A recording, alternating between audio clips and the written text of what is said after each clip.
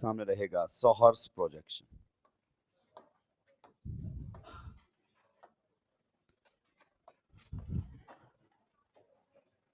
Number second यानी कि उस नंबरिंग के हिसाब से तो कौन सा हो जाएगा ये? फिफ्थ ना। नंबर फिफ्थ पे हमारे सामने रहेगा सोहर्स प्रोजेक्शन। क्लियर? इसमें सोहर्स किसी केमिस्ट का नाम नहीं है। आपने कारपेंटर के पास एक टूल देखा होगा, क्लियर, जिससे वो इस प्रकार से लकड़ी को छीलता है। हाँ, तो वही आपका होता है सोहर्स। ठीक है, इसमें हमें कैसे बनाना है, हमें कन्वर्जन नहीं करने, हमें इसका जस्ट बेसिक आइडिया होना चाहिए। जैसे अगर अपन बात करना चाहें, ये हमारे सामने इथेन है। क्या है? इथेन। और इसका हमें सोहर्स प्रोजेक्शन जो है वो बनाना है। This is ethane. सभी का ध्यान इधर होना चाहिए। हमें बस सामने हो तो पहचान में आना चाहिए वेस्डेस है, ये सोहर्स है। क्लियर? बनाने के लिए तो कभी कहेगा ही नहीं, पर लिखा हो तो एटलीस्ट हमें मालूम होना चाहिए। अब ध्यान से सुनिए, ये हमारे सामने है कार्बन नंबर 1, ये हमारे सामने है carbon number 2। Clear? Carbon carbon जो बॉन्ड है, ये जो कार्बन कार्बन बॉन्ड है, इसको इस प्रकार से तिरछी लाइन से दिखाया जाएगा। कार्बन कार्बन जो बॉन्ड है उसको कैसे दिखाया जाएगा? तिरछी लाइन से दिखाया जाएगा। स्लैंटेड अगर अपन बात करना चाहें तो लाइन हमारे सामने रहेगी। थोड़ी सी इसकी लेंथ भी ज्यादा रहेगी, मतलब ऐसा नहीं है कि ये जो बॉन्ड लेंथ होता है वही होगा, ये तो रिप्रेजेंट करने का तरीका है। हल्का सा इसका लेंथ क्या रहेगा? ज्यादा। यहां पर अगर अपन बात करना चाहें तो जो कार्बन नंबर 1 है उसको आप डॉट से या कई बार पॉइंट से दिखाना पड़ता है। अब आप देखो, इस कार्बन का एक बॉन्ड तो आपने बना दिया है, अब इस कार्बन पर 3 बॉन्ड और हैं, टोटल बॉन्ड कितने हैं? 4। तो कैसे बनाने हैं 3 बॉन्ड? आपको 3 लाइन बनानी है, 1 2 3, और इन लाइंस के बीच में जो एंगल है वो कितने का होना चाहिए? 120। तो जब भी आप लाइंस बनाएंगे तो इस प्रकार से लाइंस बनानी है। लाइंस के बीच का जो एंगल है, this angle should be 120। I am not saying this is bond angle, this is the angle between the lines. तो यहां पर जो आपने ये लाइन बनाई है, एक वाई जैसा अल्फाबेट आपको बनाना है ना। तो यहां पर जो आपने वाई बनाया हुआ है वो कैसा है? सुल्टा है कि उल्टा है? तो मैं पहले आपको बता दूं, ये इंग्लिश का अल्फाबेट वाई होता है, तो ये तो सुल्टा बना हुआ है। और इसी को ही हम इस प्रकार से बना दे तो ये कैसा बना हुआ है? उल्टा।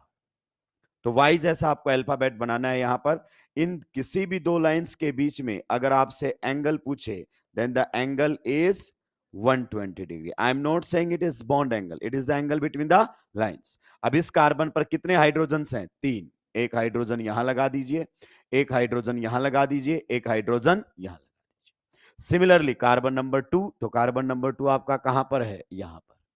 ठीक है, अब बताइए कार्बन नंबर 2 पर भी क्या बनानी है? वाई।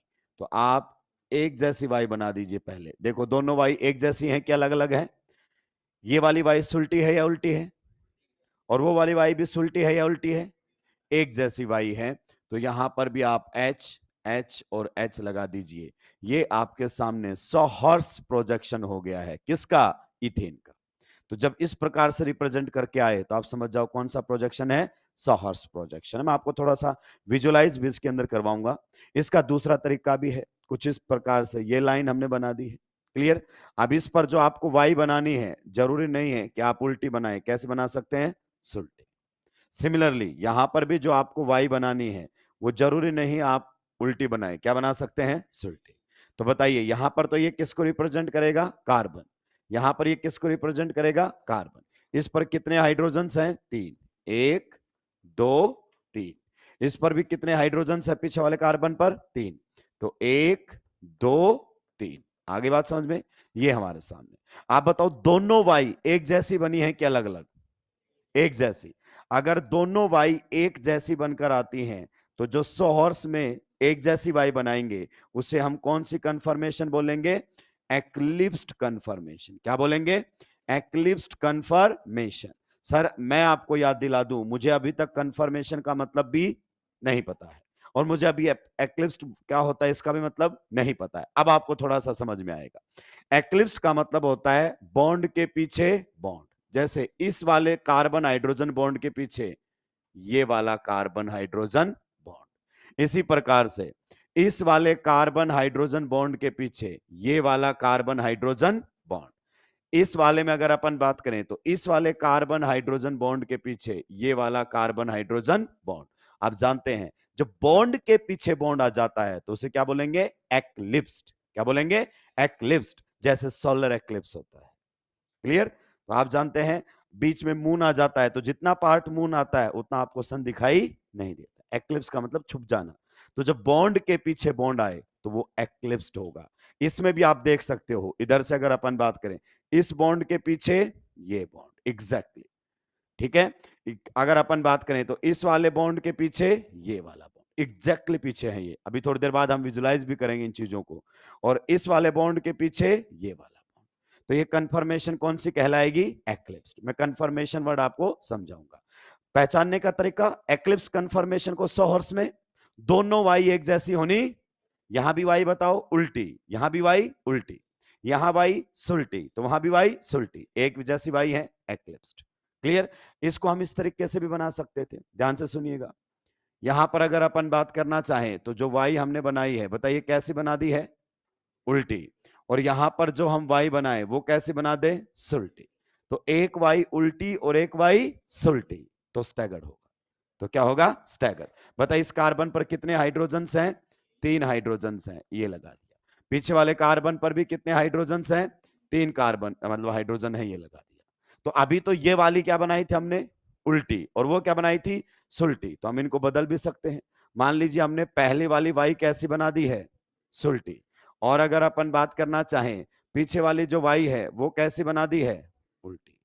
दोनों ऑपोजिट होंगी तो स्टैगर्ड, दोनों सेम होंगी तो एक्लिप्स्ड। तो बताइए यहां पर कितने हाइड्रोजन्स हैं? 3 हाइड्रोजन्स हैं। यहां पर भी 3 हाइड्रोजन्स आप लोगों के सामने हैं। तो दोनों वाई अगर एक जैसी बनी हुई हैं किसके अंदर? सहर्ष प्रोजेक्शन में, तो वो एक्लिप्स्ड कहलाएगा। और दोनों वाई अलग अलग हैं, एक सुल्टी और एक उल्टी, तो वो कौन सा कहलाएगा? स्टैगर्ड। बेटा ये बहुत ही बेसिक पॉइंट है, इसे हम कौन से कंफर्मेशन बोलेंगे? Staggered confirmation. लेकिन कई बार हम इनको नहीं जानते हैं और बहुत ही बेसिक क्वेश्चन आ जाता है और हम सुलझ जाते हैं। तो एक बार यहां तक सुलझाइए, आगे बढ़ूंगा। प्रोजेक्शन को देखने से आपको पता चल जाना चाहिए कौन सा प्रोजेक्शन है।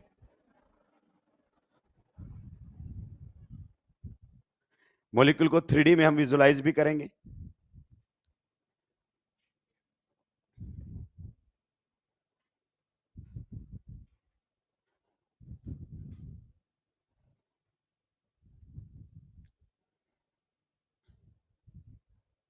बनाने के लिए शायद आपको ना कहे, लेकिन बना हुआ हो तो समझ में तो आना चाहिए।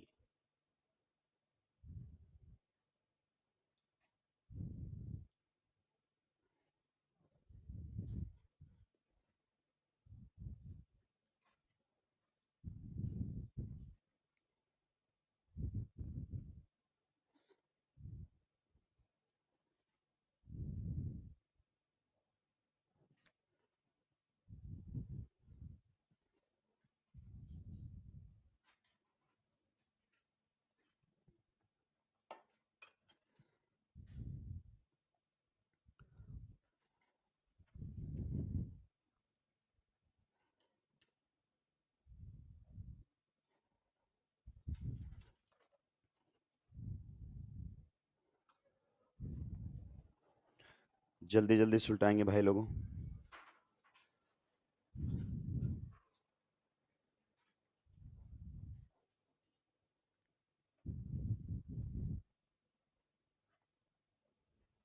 देखने से आपको पता चलना चाहिए वेज डैश रिप्रेजेंटेशन है, देखने से आपको पता चलना चाहिए ये सॉहर्स रिप्रेजेंटेशन है, दैट्स इट। उसमें स्टैगर्ड और एक्लिप्स पहचान में आना चाहिए। थोड़ी देर बाद मैं स्टैगर्ड और एक्लिप्स में और क्लियरिटी ले आऊंगा। आयुपैक नेमिंग का मॉड्यूल डिस्कशन मेरी तरफ से डन है। स्टिल आपके कुछ डाउट्स हैं तो आप डाउट काउंटर पर आकर पूछ सकते हैं, कोई आपत्ति नहीं। पर याद रहे जब तक आप बच्चे अपना 100% नहीं देंगे तब तक रिजल्ट्स नहीं आएंगे।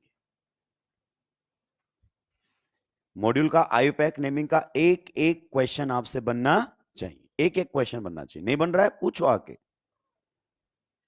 और मैं आपको बार बार कह चुका हूं पूछते हुए आपको घबराने की जरूरत नहीं है, आपको शर्मिंदा होने की जरूरत नहीं है। शर्मिंदा मुझे होना चाहिए कि मैं आपको समझा नहीं पाया। तो ये मत सोचिएगा कि यार इसका इतना नाम सुना है, अनअकैडमी ऐसा इतना पैसा देता है, मैं इससे ऐसे सवाल करूंगा क्या? हाँ, आपने ही तो दिए हैं वो पैसे, अनअकैडमी अपने घर से थोड़ी देता है। सही बात है कि नहीं है? पर वो एक अलग बात है। अगर आप मान लो किसी के यहाँ से मोबाइल लेके आओ 10,000 रुपए खर्च करके, नहीं चले तो दुकान वाले के सिर पे चढ़ जाते हैं। लेकिन वही पैसे जब मास्टर के पास जाते तो हम कुछ नहीं कहते, पता नहीं होता ना, क्योंकि वो घर वालों की तरफ से गए। खुद के तो 100 रुपए भी खराब हो जाते हैं ना, तो बेचैनी हो जाती है। लेकिन वो फीस तो घर वालों ने भरी है, कोई बात नहीं, कई सालों से भर रहे हैं सर, यूज टू हो गए अपने, कोई खास फर्क, और घर वाले भी हो गए कि ये तो देना ही इतना अमाउंट, तो लिखिए हैं। सबका मुझे लेना देना नहीं है, कुछ नहीं कह सकते, डरते हैं। ठीक है, ये बातें कहने के लिए सब्जेक्ट में डेप्थ होनी चाहिए, खुद पे कॉन्फिडेंस होना चाहिए कि एक तरीके से नहीं समझा पाया तो बच्चा पूछेगा तो दूसरे तरीके से समझा लूंगा। चलिए कुछ पॉइंट्स लिख दीजिए। आप बताइए सबसे पहले, आपने सोहर्स प्रोजेक्शन के अंदर जो बच्चे ये कार्बन कार्बन बॉन्ड था, ये क्या था? Carbon carbon bond. आप बताओ इस कार्बन कार्बन बॉन्ड को कैसी लाइन से दिखाया है? तिरछी लाइन से। ठीक है, तो लिखिए इस पहला point, in sawhorse projection, in Sohor's projection, carbon-carbon bond is represented by, in Sohor's projection, carbon-carbon bond is represented by slanted line. Slanted का मतलब समझते हो ना?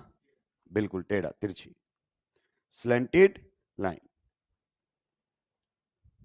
Next, molecule is observed sideways. Molecule is observed sideways. Molecule is observed sideways. मतलब side से observe किया जाता है, साइड वेज। आप ब्रैकेट में लिख सकते हो at an oblique angle, molecule is observe sideways.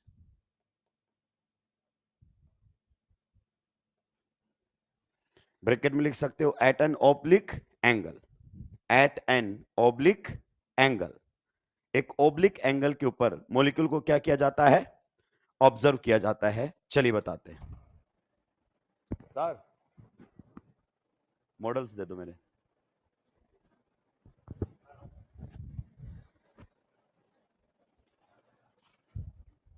ठीक है, ये जो बॉन्ड की लेंथ होती है थोड़ी सी बड़ी दिखाई जाती है, क्लियर? आप इसको एग्जैक्ट से कंपेयर ना करें। आइए हम थोड़ा सा समझने की कोशिश करते हैं। ये हमारे सामने मॉलिक्यूल है, हमने इसको लास्ट क्लास में अलग अलग तरीके से देखा था। आप देखना मॉलिक्यूल वही है, केवल और केवल देखने का तरीका बदल जाता है। सबसे पहले इस मॉलिक्यूल को अगर मैं आपको ऐसे दिखाता हूं, ऐसे यूं, तो ये मॉलिक्यूल आप बताओ आपको किस में दिखाई देगा? Wedge and dash. ध्यान से देखिए, अगर इस मॉलिक्यूल को इस तरीके से दिखाया जाए तो ये आपको दिखाई देगा वेज एंड डैश। क्लियर? आप बताइए सॉलिड लाइन पर कौन कौन से एटम जुड़े हुए हैं? Yellow, red. सॉलिड लाइन नाप से दूर होती है, नाप से नजदीक, मतलब जो बिल्कुल सामने बैठा उसकी बात हो रही है। क्लियर? नेक्स्ट, वेज पर कौन है? ब्लू, और डैश पर कौन है? पर्पल। तो जब आप यहां से इस मॉलिक्यूल को देखते हो, यहां से, क्लियर, आपके रेफरेंस में बात कर रहा हूं, तो आपको ये क्या दिखाई देगा? वेज। ये क्या दिखाई देगा? डैश। ये सॉलिड देखने का तरीका है। चलिए, लास्ट क्लास में हमने इथेन की बात भी की थी, जैसे ये आप लोगों के सामने है कुछ इस प्रकार से। आप यहां पर खड़े हुए हो, देखने का जो तरीका है वो इस मॉलिक्यूल को कहां से देख रहे हो? यहां से। तो जब आप यहां से देख रहे हो, जैसे कि आप बैठे हो उसी एंगल से देखना है मॉलिक्यूल को। तो आप बताइए रेड वाले आपके लिए क्या हो गए? वेज। येलो वाले क्या हो गए? और बताइए ब्लू आपके लिए क्या है? दोनों सॉलिड लाइन। सही है कि नहीं है? तो अगर आप इसको मॉलिक्यूल को ऐसे ऑब्जर्व कर रहे हो बच्चों, यहां से ऐसे, तो आप देखो रेड आपकी तरफ आ रहा है मतलब वेज, येलो आपसे दूर जा रहा है मतलब डैश। और जो बिल्कुल सामने बैठा है ना, उसको केवल रेड दिख रहा है, येलो दिखेगा ही नहीं, क्योंकि वेज के जस्ट पीछे क्या होता है? डैश। सामने से एक ही दिखाई देता है। ये कहां पर दिख रहे हैं? Solid line. इस कंफर्मेशन को देखकर बताओ ये वेज डैश में स्टैगर्ड है या एक्लिप्स्ड है? स्टैगर्ड है या एक्लिप्स्ड है? कैसे पहचानते हैं वेज डैश में सॉलिड लाइन? बताओ दोनों सॉलिड लाइन किधर हैं? सेम सेम साइड है कि नहीं है? अगर वो सेम साइड हैं तो एक्लिप्स्ड है। अगर मैं इसी को ऐसे दिखाता तो अब बताओ दोनों सॉलिड लाइन कहां पर है? Opposite side, and now it is staggered. सही बात है कि नहीं है? ये क्या है आपके लिए? वेज। ये क्या है? डैश। ये क्या है? वेज। ये क्या है? इस मॉलिक्यूल को जब आप ऐसे देख रहे हो तो ये आपको दिखाई दे रहा है वेज एंड डैश के अंदर। आइए इसी मॉलिक्यूल को हम दूसरे तरीके से ऑब्जर्व करते हैं। सॉहर्स में इस मॉलिक्यूल को किस तरीके से ऑब्जर्व किया जाता है? कहता है एक ओब्लिक एंगल पर देखा जाता है, मतलब एक साइड एंगल पर मॉलिक्यूल को ऐसे तिरछा रखा जाता है, ऐसे तिरछा। और जो देख रहे हैं, अब मैं अपने रेफरेंस में बात कर रहा हूं, आप भी अपने आप को यहां पर माने। क्लियर? तो बताइए ये क्या है? एक ओब्लिक एंगल साइड से। तो जब आप इस मॉलिक्यूल को यहां से देखोगे इस तरीके से, तो देखो आपको सामने इधर पहले जिस कार्बन को मैंने पकड़ा है उस पर क्या बनता हुआ दिखाई देगा? वाई। तो वही तो वाई बनाया हुआ आपने। इधर देखो, यहां पर अगर अपन बात करना चाहें हाइड्रोजन, ये कौन सा हाइड्रोजन है जो यहां पर बाहर की साइड आ रहा है? वो ये हाइड्रोजन, ये रहा रेड वाला। एक हाइड्रोजन कहां जा रहा है? अंदर की साइड, ये रहा। और एक हाइड्रोजन कहां है? ऊपर की साइड, ये रहा। ये हाइड्रोजन आपको दिखाई दे रहे हैं, पर molecule is being observed at an oblique angle. Side से मॉलिक्यूल को देखा जाता है। आप बताइए फ्रंट, ये जो कार्बन है इसको कई बार हम कौन सा कार्बन बोल देते हैं? फ्रंट। कौन सा कार्बन बोल देते हैं? ये वाला जो कार्बन आप लोगों के सामने है, कई बार बच्चे हम इसको बोल देते हैं फ्रंट कार्बन। क्या बोल देते हैं? Front carbon. और इस वाले को क्या बोल देते हैं? Back carbon. इसको बैक कार्बन हम बोल देते हैं। अभी आप ध्यान से सुनना, लिख लेना बात। तो बताइए क्या आपको फ्रंट कार्बन दिखाई दे रहा है? जी हां। और क्या फ्रंट कार्बन पर लगे हुए तीनों हाइड्रोजन दिखाई दे रहे हैं? जी हां। क्या आपको बैक कार्बन भी दिखाई दे रहा है? जी हां। क्या बैक कार्बन पर लगे हुए भी सारे एटम दिखाई दे रहे हैं? जी हां। तो जब आप मॉलिक्यूल को ऐसे एक ओब्लिक एंगल पर ऑब्जर्व करते हो तो इसे हम कहते हैं सॉहर्स प्रोजेक्शन। देखो आप इसको ऐसे देख रहे हो राइट नाउ, फिर आप बोलोगे सर ये वाला दिखाओ, तो इसमें ऐसे देख रहे हो राइट नाउ। देखो ये हाइड्रोजन कहां है? बाहर की साइड। ये हाइड्रोजन के अंदर कहां है? अंदर की साइड। और ये वाला ब्लू वाला मैंने हाथ में पकड़ा हुआ है। वाई बन रहा है कि नहीं बन रहा है? सिमिलरली पीछे वाले पर देखो, ये रहा हाइड्रोजन, ये रहा येलो वाला, और ये रहा रेड वाला। इस प्रकार से तो सर वो थोड़ा सा विजुलाइज कराओ, जैसे इसमें बात करना चाहें तो आप देखो ये वाली वाई तो बिल्कुल सही बन रही है। ये हाइड्रोजन हाल फिलहाल इसके लिए कौन सा है? येलो वाला। जो मैंने पकड़ा है वो कौन सा है? ये रहा ब्लू वाला। और ये कौन सा है? रेड वाला। लेकिन वो नहीं मैच कर रहा ना, अब देखो मैच करेगा, गौर से देखो। ये कौन सा है बताओ? ब्लू वाला। जो बाहर आ रहा है वो कौन सा बताओ? और जो अंदर जा रहा है वो कौन सा है? येलो। अब आप ध्यान से समझिए, जब आप बात करते हैं स्टैगर्ड वर्सेस एक्लिप्स्ड, तो आप गौर से देखिए, जब एक्लिप्स्ड होता है तो गौर से देखो, ब्लू के पीछे, एक्लिप्स्ड में देखो ब्लू के पीछे, येलो के पीछे और रेड के पीछे। अगर आप वेज डैश में देख रहे हो तो भी एक्लिप्स्ड है कि नहीं है? और अगर आप सोहर्स में देख रहे हो तो भी क्या है? एक्लिप्स्ड। मतलब बॉन्ड के पीछे, बॉन्ड के पीछे तो एक्लिप्स्ड होता है। अगर मान लीजिए मैं इसको ऐसे ना दिखाकर ऐसे दिखाता, तो अब देखो ढंग से, बॉन्ड के पीछे बॉन्ड नहीं है, बॉन्ड के बीच में बॉन्ड है। अगर आप गौर से ऑब्जर्व करोगे तो आपके रेड और येलो के बीच में कौन है पीछे? ब्लू। बताओ आपके येलो और ब्लू के बीच में कौन है? और बताओ ब्लू और रेड के बीच में कौन है पीछे? येलो। तो जब बॉन्ड के बीच में बॉन्ड आ जाता है, मतलब सामने वाले कार्बन पर जो बॉन्ड है उनसे पीछे वाला जो कार्बन पर बने वो बॉन्ड है बिल्कुल बीच में। जैसे ये वाला बॉन्ड आप जानते हैं इन दोनों के बीच में, ये हाइड्रोजन बाहर के साइड है और वो हाइड्रोजन अंदर की साइड, और ये हाइड्रोजन बिल्कुल बीच में। तो जब बॉन्ड के बीच में बॉन्ड आता है तो हम उसे कहते हैं स्टैगर। और जब बॉन्ड के पीछे बॉन्ड आता है बिल्कुल एक दूसरे को छुपाते हुए, तो हम उसे कहते हैं एक्लिप्स्ड। ये थोड़ी देर बाद आपको और बेटर तरीके से समझ में आएगा। तो हल्का सा आपको विजुअलाइजेशन नजर आना चाहिए, किसका? सोहर्स का।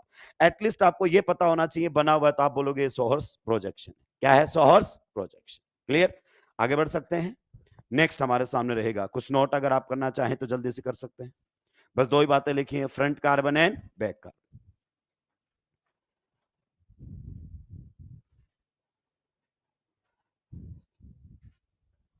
चलिए नेक्स्ट नंबर कौन सा रहेगा हमारे सामने? उसके हिसाब से नंबर 6 है कि 7 है? Number 6, and that is Newman projection. Newman projection. ये हमारे सामने न्यूमैन प्रोजेक्शन बच्चे रहेगा और इसका इस्तेमाल सबसे ज्यादा होता है चीजों को समझने में, इसका इस्तेमाल सबसे ज्यादा होता है। इसको बनाएं उससे पहले कुछ सर्टेन पॉइंट्स आप लिख दीजिए। इसमें सबसे पहला पॉइंट लिखेंगे, front carbon is represented by dot. Front carbon is represented by dot, bracket में आप पॉइंट भी लिख सकते हो, डॉट बोल दो या पॉइंट बोल दो। Front carbon is represented by dot और point. Back carbon is represented by, back carbon is represented by, back carbon is represented by circle. Back carbon is represented by circle. Back carbon को किससे दिखाएंगे? Circle से। Front carbon को किससे दिखाएंगे बताइए जल्दी से? बॉन्ड से, मतलब सॉरी पॉइंट से या डॉट से। नेक्स्ट पॉइंट लिखेंगे, it is front view representation of molecule. It is front view, front view बताऊंगा अभी व्यू का क्या लोचा है। It is front view representation of A molecule. It is front view representation of A molecule. अगला point लिखेंगे, molecule is seen, molecule is seen देखा जाता है, molecule is seen along carbon carbon bond. Molecule is seen along carbon carbon bond. आइए पहले front view, ये सब view की बातें कर लेते हैं, ठीक है? ये रखा हुआ अच्छी बात है, फोन उठाऊंगा तो आप कहेंगे कि आप पब्लिसिटी कर रहे हो, ठीक है? आइए अपने करंट टॉपिक से एक बार डिस्कनेक्ट हो जाते हैं। मान लो अपना टॉपिक का कोई लेना देना ही, मैं आपके सामने बॉक्स रख रहा हूं, क्लियर? इस बॉक्स को जब आप इधर से सामने से देख रहे हो, इधर से, तो आपके लिए ये क्या है? इसका फ्रंट व्यू। अगर इस मॉलिक्यूल को, इस बॉक्स को मैं आपके रेफरेंस से बात करूं, अपन इसको ऐसे देखते हैं और मैं बोलता हूं ऐसे देखते हुए इमेज बनाइए। प्रोजेक्शन का मतलब इमेज, ऐसे देखते हुए इमेज बनाइए, तो आप एक इस तरीके की इमेज बनाओगे कि सामने तो सर ये ऐसा ही दिखाई दे रहा है, ठीक है? फिर मैं बोलता हूं ऐसे नहीं, इसको ऐसे दिखाओ, ऐसे देखना है, तो आप बोलोगे सर ऐसे देखने पर जो इमेज बन रही है वो तो कुछ इस तरीके की बन रही है। सही कह रहा हूं कि नहीं कह रहा हूं? मैं कह रहा हूं कि नहीं नहीं, ऊपर से देखो, टॉप से। ये आपके सामने यहां से देख रहे हो तो कौन सा है? Front view, clear? यहां से ऊपर से देखोगे तो टॉप व्यू, ऊपर से। तो ऊपर से तो आपको बस इतना सा छोटा सा बॉक्स बनता हुआ दिखाई, ये सारे इसी मॉलिक्यूल के व्यू हैं, अलग अलग जगह से देखने के। तो जैसे जब आप इसको 100 हॉर्स पर देख रहे थे तो एक ओब्लिक एंगल पर देख रहे थे ऐसे, तो ऐसे देखोगे तो देखो मेरे मेरे जगह पे खड़े होकर देखो, ये वाला पार्ट भी दिखाई दे रहा है और ये वाला पार्ट भी दिखाई दे रहा है। लेकिन आप बिल्कुल सामने से देखोगे तो आपको केवल ये फेस दिखाई देगा, ये वाला फेस दिखाई नहीं देगा। तो आपको मॉलिक्यूल को किसमें? न्यूमैन प्रोजेक्शन में कहां से ऑब्जर्व करना है? सामने से, एकदम मॉलिक्यूल के सामने खड़े होकर ऑब्जर्व करना है। तो पहले मैं आपको न्यूमैन प्रोजेक्शन बनाना सिखाऊंगा, उसके बाद वो कैसे इमेजिन की गई हैं वो भी समझाऊंगा, क्योंकि मेन पॉइंट है कि हमें न्यूमैन बनाना आना चाहिए। आइए सभी का ध्यान इधर होना चाहिए। मान लीजिए हमारे सामने इथेन मॉलिक्यूल है। क्या है? Ethane molecule. सभी भाई ध्यान से सुनते हुए चलेंगे। ये हमारे सामने है इथेन मॉलिक्यूल। जब भी किसी मॉलिक्यूल की आप न्यूमैन प्रोजेक्शन बनाना चाहते हैं तो आप दो बातें डिसाइड करें कि मॉलिक्यूल को किस बॉन्ड के अक्रॉस देखना है, क्योंकि मॉलिक्यूल देखा जाता है कार्बन कार्बन बॉन्ड के सामने से।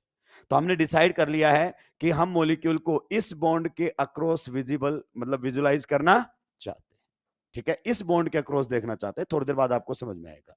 तो जो आपका ये कार्बन है, ये वाला कार्बन, कार्बन नंबर 1, और ये रहेगा आपका कार्बन नंबर 2। तो एक कार्बन को मैं कौन सा कार्बन बोलूंगा? Front carbon. तो ये हमारे सामने रहेगा फ्रंट कार्बन, क्लियर? ये अपने मन से डिसाइड कर सकता हूं मैं। और दूसरे वाले को मैं क्या बोलूंगा? Back carbon. एक मिनट सर, ये फिक्स रहेगा या आप अपनी तरफ से डिसाइड कर रहे हो? अपनी तरफ से। आप इसको फ्रंट बोल सकते हो, उसको बैक बोल सकते हो, उससे कोई फर्क नहीं पड़ेगा। तो ये रहेगा बैक कार्बन, ठीक है? अब बनाइए इसमें। सबसे पहले आपने क्या पढ़ा है?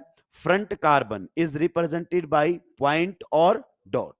तो आपका जो फ्रंट कार्बन है वो कुछ इस प्रकार से पॉइंट या डॉट से बताया जाएगा। अब ये समझो डॉट नहीं कार्बन है, बोल दिया हमने।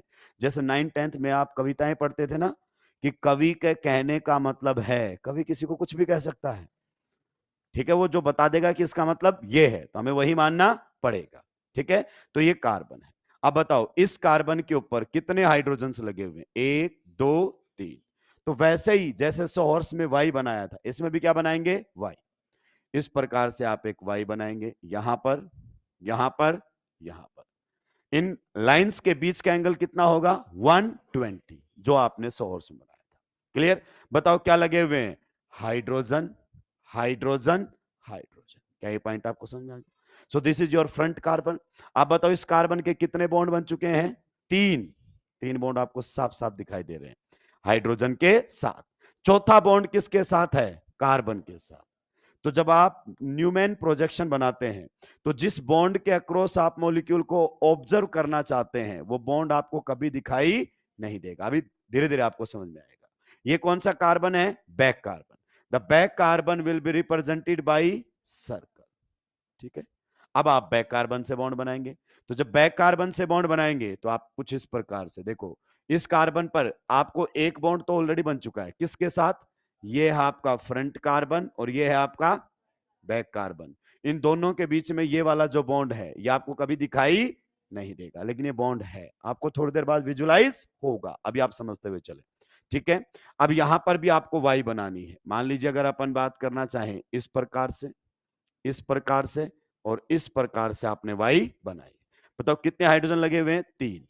एक हाइड्रोजन, 2 हाइड्रोजन, 3 हाइड्रोजन। टेक्निकली ये जो हाइड्रोजन है ना, ये जो सी एच बॉन्ड है, ये वाला बॉन्ड येलो वाला कौन सा है? Carbon, hydrogen. ये वाला ऑरेंज वाला भी जो कौन सा है? Carbon, hydrogen. ये एक बॉन्ड के जस्ट पीछे दूसरा है। लेकिन आप सोचिए अगर मैं उसके जस्ट पीछे दिखा देता तो दिखाई ही नहीं देता। लेकिन आपको देखने से पता चल रहा है दोनों वाई एक जैसी बनी हुई है कि अलग अलग? दोनों वाई कैसी बनी हुई है? एक जैसी। तो दोनों वाई एक जैसी बने तो आपका कंफर्मेशन एक्लिप्स्ड। आप ऐसा भी कर सकते थे, सर सुनो मेरी बात, ये मैंने कौन सा कार्बन बना दिया है? Front carbon. अब यहां पर मुझे क्या बनाना है? वाई। तो मैं इस प्रकार से बना दूंगा। बताओ फ्रंट कार्बन पर कितने हाइड्रोजन लगे हुए हैं? 3 लगा दिए मैंने। सही बात है कि नहीं? अब बताइए ये आपका कौन सा कार्बन है? Back carbon. And the back carbon will be represented by circle. ठीक है, इसमें देखो यहां पर बॉन्ड के पीछे बॉन्ड, यहां पर भी बॉन्ड के पीछे, और यहां पर भी अगर अपन बात करना चाहें बॉन्ड के पीछे बॉन्ड। अब बताओ ये जो है ये आपका कौन सा कार्बन है? Front carbon. और ये कौन सा है आपका? Back carbon. अब बताओ डॉट और सर्कल के बीच में बॉन्ड है कि नहीं है? है, पर वो आपको कभी दिखाई नहीं देगा। ये मैं आपको धीरे धीरे समझाऊंगा। तो यहां से आपको पता होना चाहिए कि ये जो डॉट बनाया है ये डॉट नहीं है, ये आपका कौन सा कार्बन है? This is your front carbon. बिल्कुल बेसिक समझेंगे। और ये बच्चे जो आपने सर्कल बनाया है ये रिप्रेजेंटेशन है, हालांकि ये तो कौन सा कार्बन है? ये तो आपके सामने है बैक कार्बन। दोनों वाई को ठीक से ऑब्जर्व करो। इसमें भी दोनों वाई एक जैसी कैसी बनी हुई है? उल्टी। और इसमें भी दोनों वाई एक जैसी, इंग्लिश का अल्फाबेट वाई कैसा है? सुल्टी। तो अगर दोनों वाई एक जैसी बनती हैं तो बताओ हम कौन सा बोलते हैं? एक्लिप्स्ड। तो ये आप लोगों के सामने एक्लिप्स्ड कन्फर्मेशन है। कौन सा है? Eclipsed conformation. This is eclipsed conformation. किसके अंदर? Newman projection. एक मिनट सर, मेरा सवाल आपसे है, मैं इसी को वापस दिखाना चाहता हूं। मान लीजिए ये मैंने कौन सा कार्बन बना दिया है? फ्रंट। बताइए इस पर कितने हाइड्रोजन है? 3। 1 2 3। ये मैंने कौन सा कार्बन बना दिया है? बैक। क्लियर? अब देखो ध्यान से, अभी तक तो बॉन्ड के पीछे बॉन्ड, जो येलो के जस्ट पीछे आपका ऑरेंज है, बिल्कुल पीछे है। ये तो मैंने दिखाने के लिए थोड़ा सा हटके दिखाया है, वरना एग्जैक्टली एक दूसरे के पीछे। अब दोबारा सोचो, इन दोनों व्हाइट लाइंस के बीच का एंगल कितना है? आई am not asking the bond angle, I am asking the angle 120। तो इसका जो बैक कार्बन का जो बॉन्ड है बिल्कुल बीच में बनाओ, अप्रोक्सीमेटली 60 डिग्री। इन दोनों के बीच में एंगल 120, तो बिल्कुल बीच में 60 डिग्री। इन दोनों के बीच का एंगल 120, बिल्कुल बीच में 60 डिग्री। अब यहां पर हाइड्रोजन लगाओ। एक बार आप फ्रंट कार्बन पर वाई ऑब्जर्व करो। फ्रंट कार्बन पर वाई कैसी बनी हुई है? उल्टी। और बैक कार्बन पर सुल्टी। एक उल्टी और एक सुल्टी। ये स्टैगर है। ये क्या है? स्टैगर। एक मिनट सर, मैं तो फ्रंट कार्बन पर जो वाई बनाऊंगा वो सुल्टी बनाऊंगा। क्लियर? तो ये क्या है आपका? Front carbon. यहां पर हाइड्रोजन, यहां पर हाइड्रोजन, यहां पर हाइड्रोजन। क्लियर? नेक्स्ट अगर अपन बात करना चाहें तो ये हमारे सामने कौन सा है, बैक कार्बन। अब बिल्कुल वैसा ही बनाना है। इन दोनों लाइंस के बीच का एंगल 120, बिल्कुल बीच में हाइड्रोजन लगा दो। इन दोनों लाइंस के बीच का एंगल 120, बीच में हाइड्रोजन लगा दो। इन दोनों लाइंस के बीच का एंगल 120, हाइड्रोजन लगा दो। अब देखो फ्रंट कार्बन पर वाई कैसी बनी हुई है, सुल्टी, और बैक कार्बन पर उल्टी, एक सुल्टी और एक। अब देखो आपका जो ऑरेंज बॉन्ड है वो व्हाइट बॉन्ड्स के बिल्कुल बीच में बाइसेक्ट कर रहा है, दोनों व्हाइट के बिल्कुल, दोनों व्हाइट के बिल्कुल। अच्छा, जो व्हाइट बॉन्ड है वो बिल्कुल ऑरेंज के बीच में है। क्या ये पॉइंट आपको समझ में आया? इसका मतलब जब बॉन्ड के बीच में बॉन्ड आ जाता है तो उसे स्टैगर्ड, और बॉन्ड के पीछे बॉन्ड आ जाता है तो उसे एक्लिप्स्ड कहा जाता है। क्या आप इसको देखकर इतना बता सकते हो कि ये कौन सी कन्फर्मेशन है? ये आपका, सॉरी, ये कौन सा है आपका स्टैगर्ड कन्फर्मेशन। तो सर देखने से पता चल रहा है ये हमारे सामने है स्टैगर्ड कन्फर्मेशन। सर जी स्टैगर्ड का तो अब पता लगने लगा है, बॉन्ड के बीच में बॉन्ड तो स्टैगर्ड, और बॉन्ड के पीछे बॉन्ड तो आप एक्लिप्स बोलते हो, लेकिन कन्फर्मेशन क्या है ये अभी भी क्लियर नहीं है। टाइम आने पर इसको भी बताया जाएगा, जल्दी से नोट डाउन कीजिए।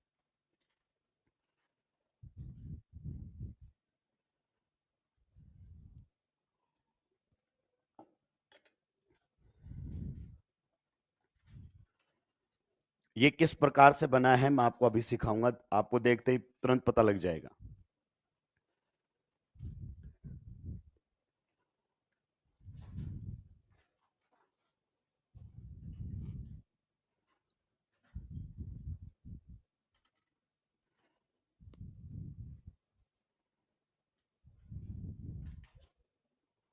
जल्दी जल्दी सुलटाएंगे भाई लोगों, ये बहुत ही बेसिक है।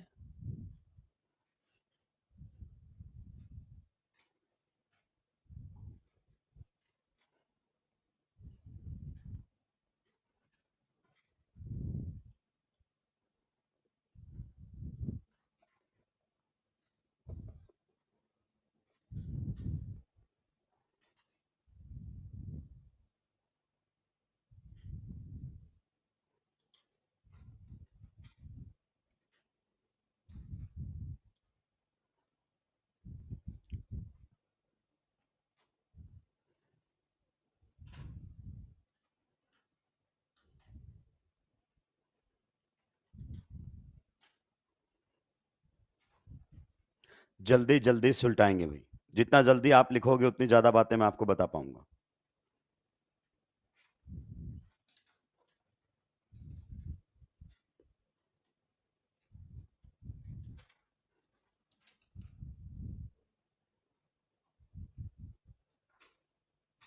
सुलटा दिया है। इतना ध्यान रखना, फ्रंट कार्बन के बॉन्ड डॉट से ही शुरू करना, बैक कार्बन के बॉन्ड सर्कल से ही शुरू करना। कई बार हम कलाकारी कर देते हैं अलग लेवल की, अलग लेवल की कलाकारी बोले तो सर ऐसे सारे यहीं से निकाल देते हैं और ऐसे सर्कल बना देते हैं। सारे बॉन्ड कहां से जा रहे हैं, डॉट से। तो फ्रंट कार्बन के जो बॉन्ड है वो कहां से शुरू होंगे बताओ, डॉट से। और जो बैक कार्बन के बॉन्ड है वो कहां से शुरू होंगे बताओ, सर्कल से। क्या ये पॉइंट आपको क्लियर हुआ? तो इसमें एकदम क्लियरिटी हमें होनी चाहिए, सारे एक ही जगह से नहीं बनाने हैं, सारे एक ही जगह से। फ्रंट के क्या कहां से, डॉट से, क्योंकि फ्रंट कार्बन को डॉट से दिखाया गया है। एंड बैक कार्बन पर जो जुड़े हुए वो कहां से, सर्कल से, क्योंकि बैक कार्बन को किससे दिखाया गया है, सर्कल से। एक लाइन और लिख दीजिए इसमें, in Newman projection, in Newman projection, in Newman projection, in Newman projection, carbon carbon bond, carbon carbon bond along which molecule is being observed, carbon carbon bond along which, in Newman projection, carbon carbon bond along which the molecule is being observed, carbon carbon bond along which the molecule is being observed, and in Newman projection क्या लिखा है मैंने, in Newman projection, carbon carbon bond along which the molecule is being observed is not visible.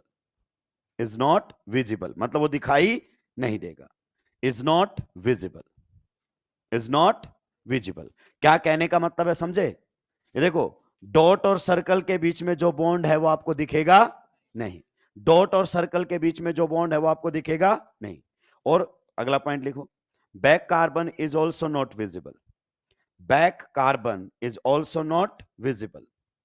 Back carbon is also not visible. क्या front carbon दिखाई देगा? हां. Back carbon दिखाई नहीं देगा. जल्दी से नोट डाउन करके और आप यहां पर आएंगे और समझेंगे कि किस तरीके का मामला है. Back carbon is also not visible लिख दिया है. आइए, अब सभी के पेन डाउन होने चाहिए.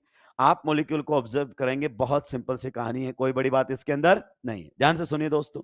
जैसे ये आपके सामने, तो एक बार इस मॉलिक्यूल को आप ऑब्जर्व करो कि मॉलिक्यूल आपके सामने रहा कैसे होगा. तो ये है ये मॉलिक्यूल. अगर अपन इसको ठीक तरीके से देखना चाहें, ये जो मॉलिक्यूल आपके सामने है वो ये है, ऐसे. यहां से आप मॉलिक्यूल को क्या कर रहे हैं? ऑब्जर्व. ऐसे बिल्कुल सामने से फ्रंट व्यू है. फ्रंट व्यू का मतलब आप इस कार्बन कार्बन बॉन्ड के अलोंग मॉलिक्यूल को ऑब्जर्व करना चाहते हैं. For you this carbon is front carbon and this carbon is, तो बिल्कुल सामने. अपने आप को कहां इमेजिन करना है? जहां पर ये पेन है वहां पर इमेजिन करना है. जो मेरे बिल्कुल सामने बैठे हैं उनको तो कुछ ऑब्जर्व करने की जरूरत नहीं है. रीजन बीइंग वो एकदम सामने से मॉलिक्यूल को देख रहे हैं. तो जो बिल्कुल सामने से देख रहे हैं, अब वन बाय वन मैं जैसा बोलता जाऊं वैसे इमेजिन करते जाना है. देखिए स्टीरियो में क्या है कि मैं जैसा बोलूंगा वैसा आप इमेजिन कर रहे हो तो समझ में आता जाएगा. और बस ऐसे बैठे हुए हो और नहीं सोच रहे हो तो कुछ बात समझ में नहीं आएगी. समझ में आ जाए तो सबसे आसान पार्ट, इसको याद नहीं कर सकते आप. ध्यान से सुनिए. जो बिल्कुल सामने बैठे हुए हैं, क्या आपको यह फ्रंट कार्बन दिखाई दे रहा है? तो फ्रंट कार्बन आपको विजिबल होता है. क्या आपको बैक कार्बन दिखाई दे रहा है? जो बिल्कुल सामने है उनको सामने से केवल एक ब्लैक एटम दिखाई दे रहा है, क्योंकि पीछे वाला एटम बिल्कुल इसके पीछे है. तो front carbon is visible, back carbon is not visible. Point one clear. Point two, carbon carbon में बॉन्ड है. ऐसे देखो, क्या ये बॉन्ड है व्हाइट वाला? लेकिन जो बिल्कुल सामने से देख रहा है, क्या उसको ये बॉन्ड विजिबल है? नहीं, क्योंकि आप जानते हैं इस एटम के पीछे छुपा हुआ है. तो जिस बॉन्ड के अक्रॉस मॉलिक्यूल को ऑब्जर्व करते हो, बॉन्ड विजिबल अभी लिखा है आपने. Carbon carbon bond is not visible about which you are going to observe the molecule. ठीक है, अब आगे बढ़ते हैं. जो बिल्कुल सामने बैठे हैं, बिल्कुल सामने, अगर वो देखेंगे तो उनको येलो एटम एक ही दिखाई देगा, क्योंकि दूसरा येलो उसके जस्ट पीछे है. तो देखो, बॉन्ड के पीछे बॉन्ड एक्लिप्स्ड. बिल्कुल सामने से जो देखेगा, ब्लू एक ही एटम दिखाई देगा, क्योंकि दूसरा ब्लू उसके जस्ट पीछे है. और रेड भी कितना दिखाई देगा? एक, क्योंकि दूसरा रेड भी उसके पीछे है. तो अगर ऑनेस्टली हम बात करें, जो बच्चा बिल्कुल सामने से मॉलिक्यूल को ऑब्जर्व कर रहा है, उसको टोटल कितने एटम दिखाई दे रहे हैं? 4. फ्रंट कार्बन और फ्रंट कार्बन पर लगे हुए 3 हाइड्रोजन, पीछे कुछ भी दिखाई नहीं दे रहा है.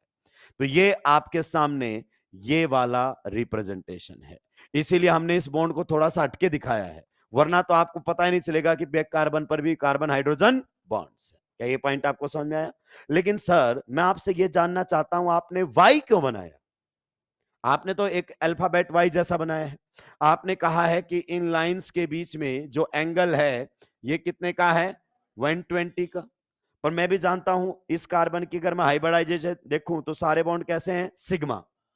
तो सारे बॉन्ड सिग्मा, तो कितना होगा? Steric number 4. मतलब स्टेरिक नंबर 4, तो हाइब्रिडाइजेशन sp3 और बॉन्ड एंगल 109.5. लेकिन आप तो क्या लिख रहे हो? 120. मैंने 120 को बॉन्ड एंगल नहीं बोला है, मैंने 120 को बोला है एंगल बिटवीन द लाइंस. मैं बहुत क्लियर हूं अपने शब्दों को लेकर. Angle between the lines. तो सर मुझे ये बता दो कि ये वाई कैसे बन रहा है? आपने शायद नाम पर ध्यान नहीं दिया. लिखा हुआ है न्यूमैन प्रोजेक्शन. प्रोजेक्शन का मतलब इमेज. रियल मॉलिक्यूल नहीं है, ये मॉलिक्यूल की क्या है? इमेज है. आइए मैं आपको कुछ समझाने की कोशिश करता हूं. मुझे 2 पेन दे दीजिए बच्चे, जिसमें कैप लगी हो ना. ये देखिए, आप समझिए, स्टीरियो का बहुत सिंपल सा फंडा है. ये मेरे पास 2 पेन है. राइट नाउ अगर मैं इन दोनों पेन्स को, आप खुद सोचना, राइट नाउ अगर मैं इन दोनों पेन्स जो है इनके बीच में एंगल कितने का रख लेता हूं? 120. ऐसे रखा हूं, ये इट इज 120 और मैं आपको कह रहा हूं कि इसकी इमेज लीजिए। क्या बनाइए? इमेज। अंधेरे कमरे में एकदम, ठीक है, आपने सामने से क्या डाला? लाइट, और पीछे पेपर पर इमेज बनाना है। आप बताओ इमेज कैसे बनेगी? इमेज कैसे बनेगी? इमेज कैसे बनेगी? State. So 120 is the angle, bond angle. लेकिन जब 120 की इमेज बनाई तो कितना बनता हुआ दिख रहा है? 180।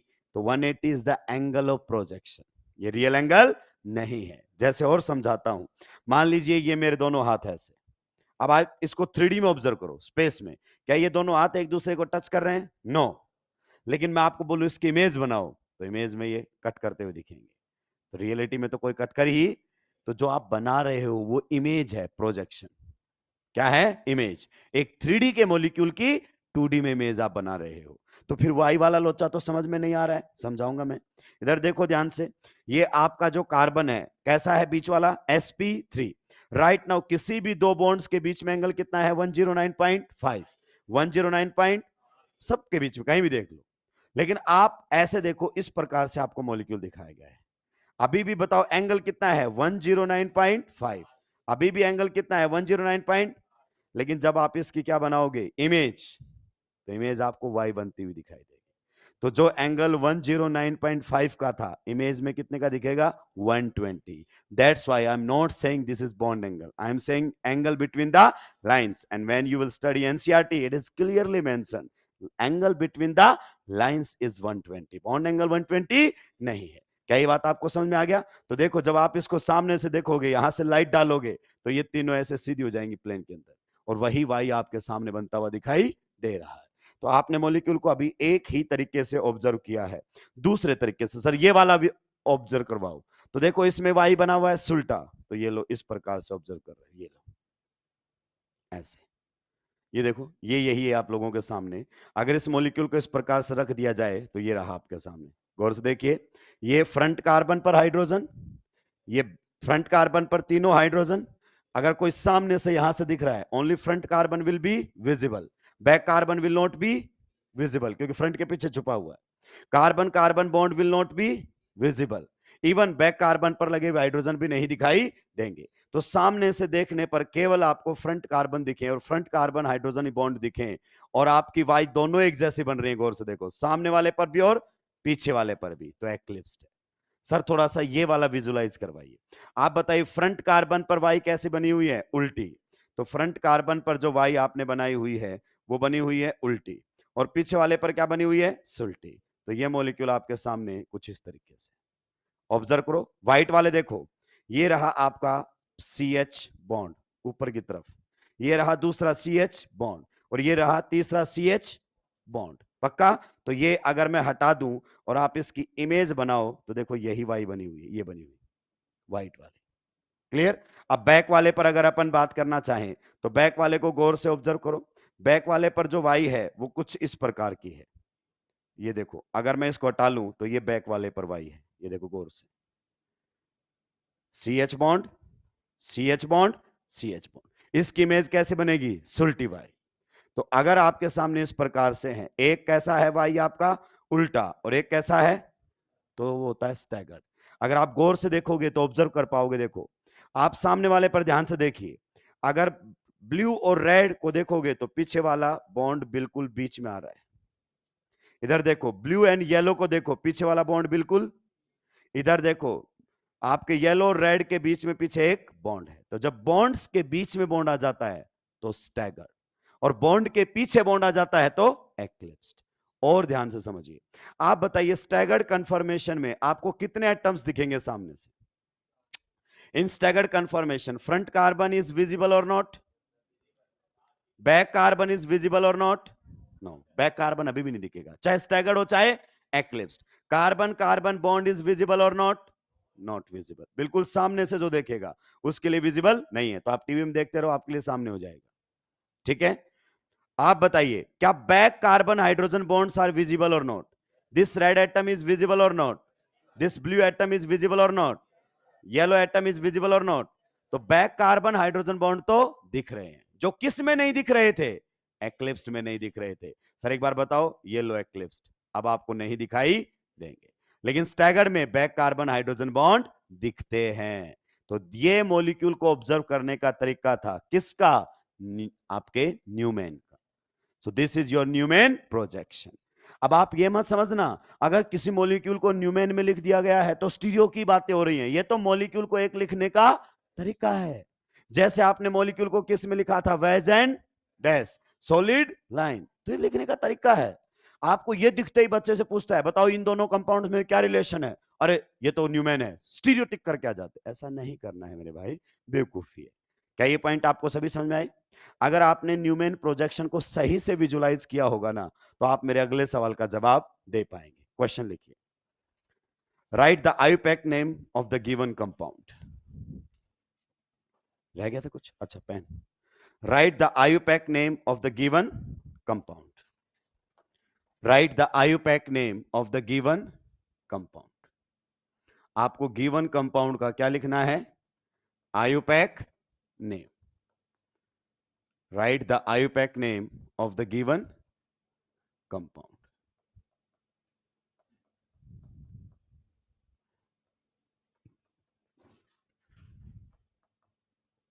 कीजिए try.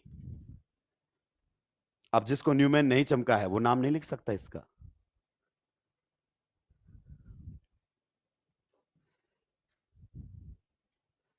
Write the IUPAC name of the given compound.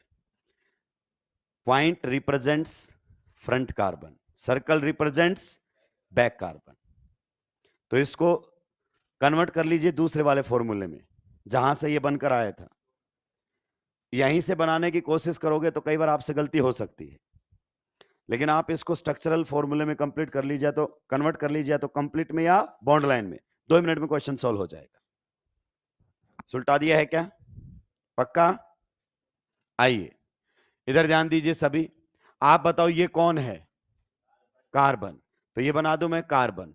आप बताओ इस कार्बन पर कौन कौन जुड़ा हुआ है? एक CHO। आप कहीं जोड़ दो CHO को, उससे कोई फर्क पड़ने वाला? मान लो मैंने CHO ऊपर लिखा, तूने नीचे लिख दिया, कोई फर्क नहीं पड़ेगा। और बताओ कौन जुड़ा हुआ है इस पर? H। तो ये मैंने जोड़ दिया है, ये मैंने जोड़ दिया है H। और कौन जुड़ा हुआ है बताओ इसके ऊपर? CH3। तो ये फ्रंट कार्बन पर जो जुड़े हुए तो डन। आप बताओ सर्कल से किसको लिखते हो? बताओ बैक कार्बन।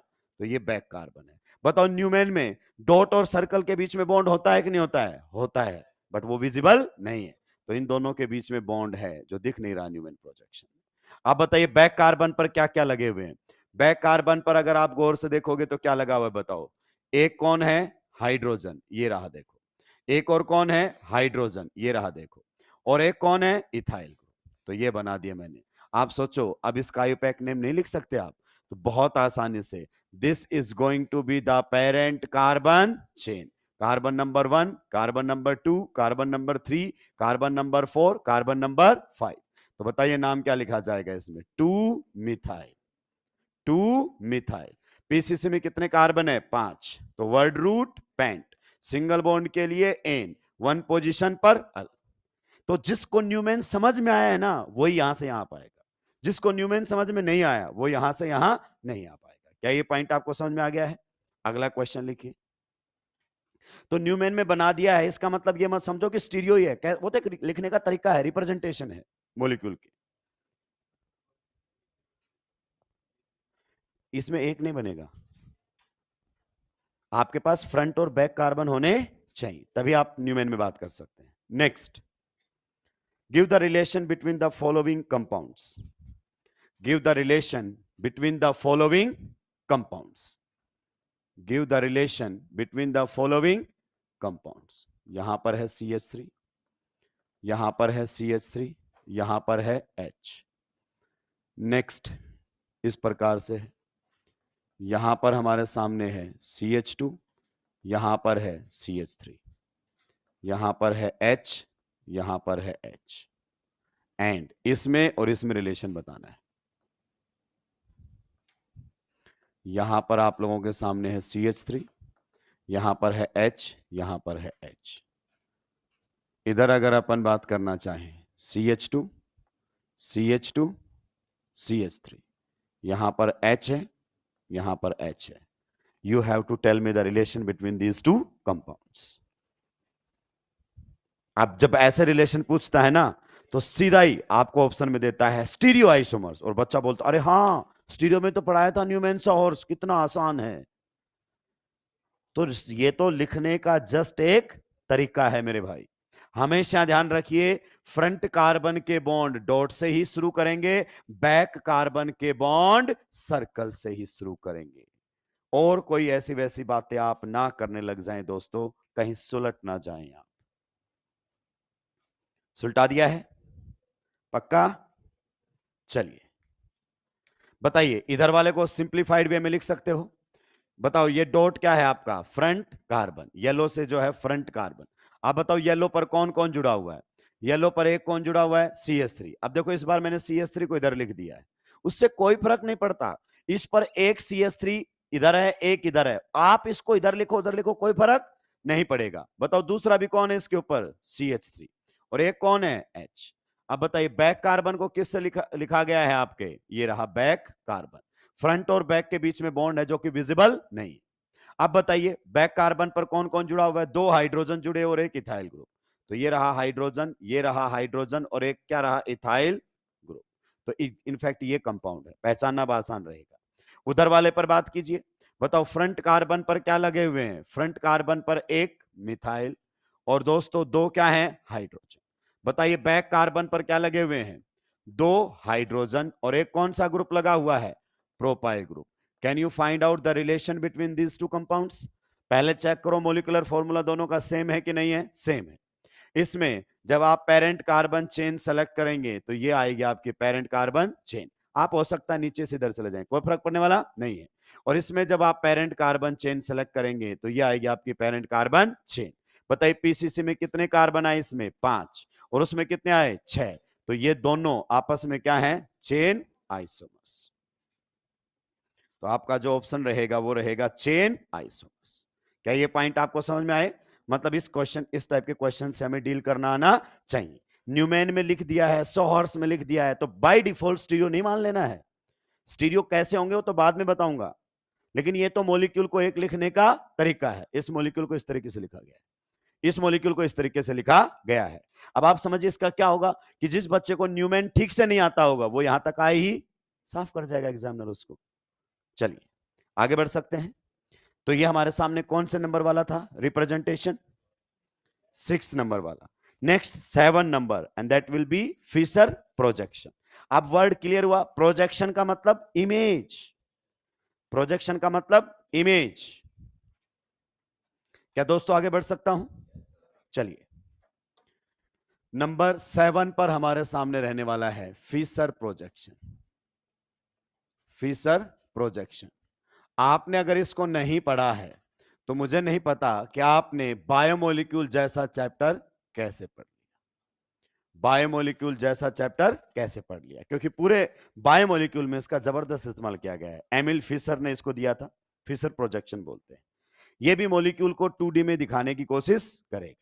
ध्यान से सुनिए, हम फिशर प्रोजेक्शन बनाते कैसे हैं? हम फिशर प्रोजेक्शन में एक तो क्या बनाते हैं? Straight line. वर्टिकल लाइन एक ही रहती है फिशर में। वर्टिकल लाइन कितनी रहती है? एक। हॉरिजॉन्टल लाइन एक भी हो सकती है और एक से। ऐसे वाला जब आपके सामने कभी बना हुआ दिखे तो दोस्तों आप समझ जाना इसे हम फिशर प्रोजेक्शन कहते हैं। क्या कहते हैं? Fischer projection. जहां पर भी दो लाइनें एक दूसरे को कट कर रही हैं, जहां पर भी दो लाइनें एक दूसरे को कट कर रही हैं दोस्तों, वहां पर कौन है? कार्बन। बाय डिफॉल्ट आपका मानना है कार्बन एटम्स वहां पर आपके सामने प्रेजेंट। अभी मुझे समझाने दो, ये सारे किसको बता रहे हैं? Carbon atom. क्लियर? ये वाली जो आपकी लाइन है इसको कौन सी लाइन बोलते हैं बताओ? इसको हम बोलते हैं हॉरिजॉन्टल लाइन। कौन सी लाइन है? Horizontal line. उम्मीद करता हूं ये तो सभी को ही पता होगा। ये जो आपके सामने ये वाली लाइन, इस लाइन को बताओ कौन सी लाइन बोलते हैं बेटा? Vertical line. कौन सी लाइन बोलते हैं? Vertical line. क्या ये पॉइंट आपको समझ में आया? तो आपके फिशर प्रोजेक्शन में वर्टिकल लाइन कितनी होती है? एक। हॉरिजॉन्टल लाइन एक भी हो सकती है और एक से ज्यादा भी हो सकती है। नॉर्मली ऐसी बात है, कोई हार्ड एंड फास्ट रूल नहीं है। आइए नेक्स्ट, अगर मान लीजिए आपके सामने इस प्रकार से बना हुआ है कुछ ऐसे, ये तो आप बताओ इसमें अगर हम देखें गौर से तो ये कौन सी लाइन है दोस्त? Vertical line. वर्टिकल लाइन हमारे सामने है, दिस इज वर्टिकल लाइन, ठीक है, वर्टिकल लाइन। और वर्टिकल लाइन आपकी हमेशा होती है towards the sorry away from the observer, हमेशा आपको मिलेगी away from the observer, away from the observer. आप बोलोगे कि सर इसमें तो कद्दू को चमक ही नहीं रहा है, मैं चमकाऊंगा, परेशान होने की जरूरत नहीं है। ये आपकी कौन सी लाइन है बताइए? Horizontal line. तो ये हमारे सामने रहेगा horizontal line, this is horizontal line. And horizontal line कहां पर होती है? Towards the observer. कहां पर होती है? टुवर्ड्स द ऑब्जर्वर, ऑब्जर्वर की तरफ होती है, टुवर्ड्स द ऑब्जर्वर। आप बोलोगे सर सच पूछो, कुछ भी नहीं चमका है, अभी आपको चमकाया जाएगा, क्योंकि ये तो क्या है, आपका प्रोजेक्शन है, ये रियल मॉलिक्यूल नहीं है। तो पहले एक बार आप यहां तक नोट डाउन कर दें, फिर अपन समझेंगे। अभी तक आपको कुछ भी नहीं बताया गया है।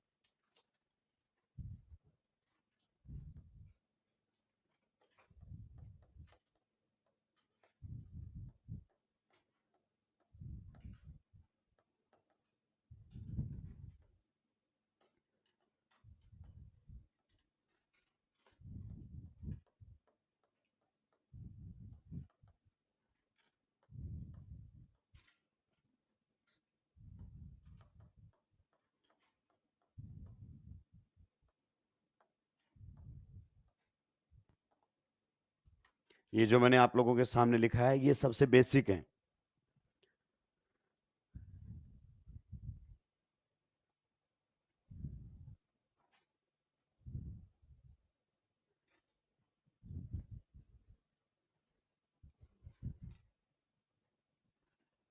वर्टिकल लाइन नॉर्मली एक होती है, हॉरिजॉन्टल लाइन एक से ज्यादा भी हो सकती है। क्लियर? वर्टिकल लाइन जो आपकी होती है वो अवे फ्रॉम द ऑब्जर्वर होती है, एंड हॉरिजॉन्टल लाइन जो होती है वो टुवर्ड्स द ऑब्जर्वर होती है। एकदम आसान है, रटने की कोई जरूरत नहीं पड़ेगी आपको, लेकिन आपके स्टीरियो के देखने के नजरिए हैं वो बदल जाते हैं। स्टीरियो वो पार्ट है जहां पर मास्टर कहता तो है कि बहुत अच्छे से आता है मेरे को, लेकिन उसका भी हाथ बहुत ज्यादा तंग है। ठीक से क्वेश्चन अगर उसने पूछा तो साफ मिलेंगे स्टीरियो के अंदर।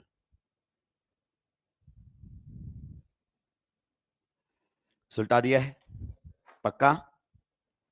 आइए अब हम ऑब्जर्व करते हैं फिशर प्रोजेक्शन को। देखिए आप पहले ये समझ जाइए, प्रोजेक्शन, प्रोजेक्शन का मतलब इमेज। तो मतलब मॉलिक्यूल को कैसी तरीके से देखा गया होगा और फिर उसकी क्या ली गई होगी? इमेज। जैसे अगर आप मॉलिक्यूल को एक ओब्लिक एंगल पर देखकर इमेज लेते हो, ये कौन सा एंगल है? ओब्लिक। अगर आप इस ऐसे देखकर इमेज बनाओगे तो सोहर्स बनेगा। मॉलिक्यूल को सामने से देखकर इमेज बनाओगे तो न्यूमैन बनेगा। ये तो क्लियर हो गए हैं। अब हमारे सामने है कि फिशर प्रोजेक्शन, तो फिशर में कैसे देखा जाता है? अच्छा, एक कार्बन पर कितने वेज हो सकते हैं? एक। और कितने डैश हो सकते हैं? ये बेवकूफी है आपकी, ऐसा कुछ भी मैंने लिखवाया क्या? मैंने बोला क्या? वेज का मतलब टुवर्ड्स द, डैश का मतलब अवे फ्रॉम द, बस इतना ही बताया है मैंने। हालांकि बहुत सारे लोग चिल्ला चिल्ला के बोलते हैं एक कार्बन पर एक वेज एक डैश। क्लियर? ऐसा कुछ भी नहीं है। अभी आप देखना, धीरे धीरे चलोगे तो आपकी नॉलेज काफी लोगों से ज्यादा हो जाएगी। ये मॉलिक्यूल है, सभी का ध्यान इधर होना चाहिए। इस मॉलिक्यूल को ऐसे ऑब्जर्व करने के लिए कहा गया है। जो बिल्कुल मेरे सामने बैठे हैं उनके रेफरेंस में बातें होंगी, जो नहीं बैठे हैं वो टीवी में देखें। ठीक है? अगर इस मॉलिक्यूल को ऐसे ऑब्जर्व किया जाए तो आप बताइए, ब्लू वाला एटम आपके लिए कौन सी लाइन पर है? सॉलिड, ना तो आपसे दूर है ना आपसे नजदीक। रेड वाला सॉलिड, पर्पल वाला जो यहां से ऑब्जर्व करा है, पर्पल वाला टुवर्ड्स द ऑब्जर्वर वेज, और आपका येलो वाला डैश। तो राइट नाउ आप जब मॉलिक्यूल को ऐसे ऑब्जर्व कर रहे हो तो मॉलिक्यूल आपको सॉलिड एंड वेज डैश में दिख रहा है। ये सॉलिड लाइन पर, सॉलिड लाइन पर, सॉलिड लाइन पर, ये वेज पर और ये डैश पर। पक्का? राइट नाउ आपको कितना वेज दिख रहा है? राइट नाउ एक। कितना डैश दिख रहा है? आप इधर से हैं, इधर खड़े हुए ऐसे ऑब्जर्व कर रहे हैं। अब मैं क्या कह रहा हूं कि चलो दोस्तों इस मॉलिक्यूल को ऐसे ऑब्जर्व करो, ऐसे। अभी भी आप यहीं पर हो, ऐसे ऑब्जर्व करो। अब आप बताओ, पर्पल और येलो दोनों आपकी तरफ है, तो कितने वेज हो गए? और बताओ ब्लू और रेड आपसे कहां जा रहे हैं? कितने डैश हो गए? तो इस कार्बन पर दो क्या हैं और दो क्या हैं? पूरा मॉलिक्यूल वेज डैश में दिख रहा है। पूरा मॉलिक्यूल किस में दिख रहा है? It depends upon. तो अपने लेक्चर आने से पहले, टेलीग्राम पर आने से पहले की बात है, बहुत सारे लोग बोलते थे एक वेज एक डैश, फिर उनको पता चला, तो अब मुझसे भी ज्यादा चिल्ला के बता रहे हैं उस बात को कि समझो समझो, मेरे भी कई साल निकल गए हैं, मुझे भी अभी पता चला है, तुम्हें तो बताना ही पड़ेगा। तो जब आप मॉलिक्यूल को कुछ इस तरीके से ऑब्जर्व करते हैं कि मॉलिक्यूल आपको केवल किस में दिखे? Wedge and dash. तो आप यहां पर ऑब्जर्व करेंगे ब्लू और आपका जो है, सॉरी, पर्पल और येलो आपके लिए वेज, ब्लू एंड रेड आपके लिए, ये तो आपको रियल मॉलिक्यूल दिख रहा है। अब मैं यहां से हटा लू, ध्यान से सुनना, ये हटा दिया मैंने दोनों एटम्स को। अब आपके सामने ये देखो गौर से, ये दोनों आपके लिए क्या है? वेज। और मैं बोलूं दोस्तों, इसका इसका आपको क्या करना है? इसका आपको इमेज बनाना है। तो ये दोनों क्या है बताओ आपके लिए? वेज। इमेज बनाओगे तो क्या बनेगी? स्ट्रेट। कैसे? वर्टिकल या हॉरिजॉन्टल? तो मैंने क्या कहा था, हॉरिजॉन्टल लाइन क्या रिप्रेजेंट करता है? वेज को, टुवर्ड्स द ऑब्जर्वर होता है, क्योंकि ये रियल है और वो उसकी इमेज है। जैसे ये हैं दोनों उंगलियां, बताओ क्या है आपके लिए? क्या है? वेज। और मैं बोलूंगा इसकी इमेज बनाओ, तो इमेज आपको एक स्ट्रेट लाइन दिखेगी। तो जो हॉरिजॉन्टल स्ट्रेट लाइन होती है फिशर में, मतलब वो एटम्स टुवर्ड्स द ऑब्जर्वर हैं। क्लियर? आइए दूसरे तरीके से सोचते हैं। मान लीजिए अगर मैं आपको ऐसे देखने के लिए कहूं, ऐसे, यूं देखो, यूं बताओ, यूं देखो, तो ये दोनों एटम आपसे दूर जा रहे हैं। दूर जा रहे हैं कि नहीं जा रहे हैं? तो दोनों किस पर हैं? डैश। और मैं बोलूं कि आप इसकी क्या बना दो? इमेज। क्या बना दो? इमेज। तो जब आप इमेज बनाओगे तो आपके सामने एक वर्टिकल लाइन, तो वर्टिकल लाइन कहां जाती है? Away from the observer. Horizontal line कहां आती है? Towards the observer. दोस्तों आइए वापस से चीजों को समझने की कोशिश करते हैं। मान लीजिए अगर अपन बात करें, ये हमारे सामने कार्बन है। क्लियर? यहां पर हमारे सामने लगा हुआ है H, यहां पर भी लगा हुआ है H, यहां पर भी लगा हुआ है H, यहां पर भी लगा हुआ है H। तो ये तो स्ट्रक्चरल फॉर्मूला है, सिंपल सा। अगर मैं इस मॉलिक्यूल को जैसा मैंने बताया था वैसे ऑब्जर्व करना आपको सिखा दूं, वैसे ऑब्जर्व करने का मतलब क्या है सर? कि अगर मैं इसको पूरे मॉलिक्यूल को किस फॉर्म में देखूं? वेज और डैश। तो आपको कितने वेज दिखेंगे बताओ? दो। और कितने डैश दिखेंगे बताओ? दो। अगर मैं बोलूं दोस्त इस मॉलिक्यूल को ऐसे ऑब्जर्व करो, ऐसे। क्लियर? तो आप बताओ ये दोनों क्या दिखेंगे आपको? वेज। तो मैं इस पर ऐसे बना सकता हूं कि नहीं बना सकता हूं? यहां पर हाइड्रोजन वेज पर, यहां पर भी हाइड्रोजन वेज पर। तो ये दोनों हाइड्रोजन कहां दिख रहे हैं? वेज पर। और आप बताइए यहां पर जो हाइड्रोजन है ये कहां दिखेगा आपको? डैश पर। और ये हाइड्रोजन भी कहां दिखेगा? डैश पर। अब इसको एक बार विजुलाइज करो, इमेजिन करो। आप इसको हटा लो और इसको देखकर बताओ, अगर मैं इस हाइड्रोजन पर लिख देता हूं 1, इस पर लिख देता हूं 2, 3 एंड 4, तो आप बताओ मुझे 1 और 3 कहां पर है? तो आप बोलोगे 1 और 3 ऐसे प्लेन से बाहर मेरी तरफ है। ये विजुलाइज होना चाहिए, ऐसे हैं 1 और 3 प्लेन से आपकी तरफ आते हुए। और मैं पूछूं 2 और 4 कहां है? तो आप बोलोगे प्लेन से दूसरी तरफ जाते हुए, मुझसे दूर। और मैं कहूं अब इसकी इमेज ले लो, क्या ले लो? इमेज। तो आप बताइए जब आप इसकी इमेज लोगे तो आपका ये तो क्या बन जाएगा? Horizontal line. आप गौर से देखिए, अगर आप इसकी इमेज लोगे तो ये तो क्या बना कर देगा? हॉरिजॉन्टल। और वो क्या बना देगा? Vertical line. तो ये आपके सामने बना कर देगा हॉरिजॉन्टल लाइन और ये आपको बना कर देगा वर्टिकल लाइन। अब बताओ मैंने सही लिखा था कि नहीं लिखा था? ओरिजिनली ये दोनों एटम कहां थे? टुवर्ड्स द ऑब्जर्वर, वेज पर थे कि नहीं थे? तो हॉरिजॉन्टल लाइन का मतलब क्या होता है दोस्त, बताओ जल्दी से? टुवर्ड्स द, सही कह रहा हूं कि नहीं कह रहा हूं? और वर्टिकल लाइन का मतलब क्या होता है? Away from the observer, away from the observer. तो ये सब मॉलिक्यूल को देखने का तरीका है, हमें मालूम होना चाहिए। आइए मैं एक मॉलिक्यूल आपको फिशर में बना के दे रहा हूं, आप उसको वेज डैश में बना के देना मुझे, ठीक है? मैंने एक मॉलिक्यूल आपके सामने लिखा हुआ है CHO, यहां पर लिखा हुआ है CH2OH, यहां पर लिखा हुआ है OH NH। आप इस पूरे मॉलिक्यूल को वेज एंड डैश में कन्वर्ट कर सकते हैं। आप बताओ ये कार्बन नंबर 1, बताओ ये कौन है? कार्बन। और ये कार्बन नंबर 3, सही बात है? तो बताओ कार्बन नंबर 2 को ऐसे बना सकता हूं मैं। आप बताओ ये दोनों एटम किस पर हैं? Horizontal line. हॉरिजॉन्टल लाइन का मतलब ये कहां पर थे ओरिजिनली? वेज पर। वेज का मतलब आपकी तरफ। रियल में अगर आप इस मॉलिक्यूल को देखोगे तो मैं ये कहूंगा कि ये दोनों एटम मेरी तरफ आ रहे हैं। क्लियर?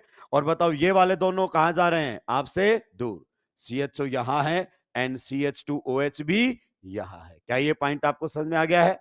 तो ये आपके सामने फिशर है, मतलब ये रियल मॉलिक्यूल था और ये इसकी क्या बना दी है आपने? इमेज। और इसी को ही क्या बोलते हैं दोस्त? फिशर। क्या ये पॉइंट आपको समझ में आ गया? अब इस जैसे क्वेश्चंस में अगर इसका आयुपैक नेम पूछे तो यही है, आपको पता है ये कार्बन चेन है, तो बहुत आसानी से नाम लिखा जा सकता है। जल्दी से सुलटा दीजिए, आगे बढ़ूंगा। एकदम बिल्कुल बेसिक से बातें बताई हैं।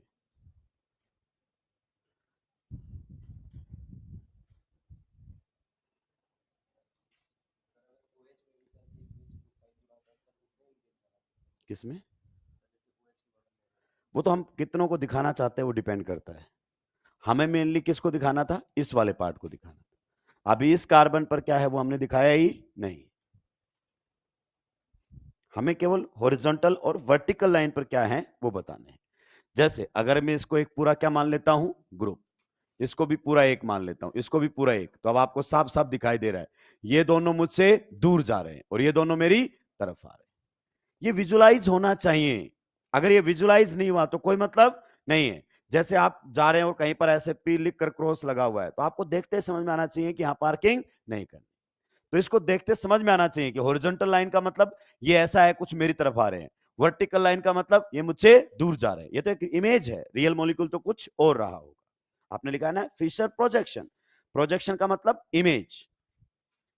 हालांकि एनसीईआरटी ने इतना ज्यादा डिटेल में नहीं दिया है, पर फिर भी मैंने आपको बताया है, इससे चीजें आसान रहती है। सुलटा दिया है सभी ने?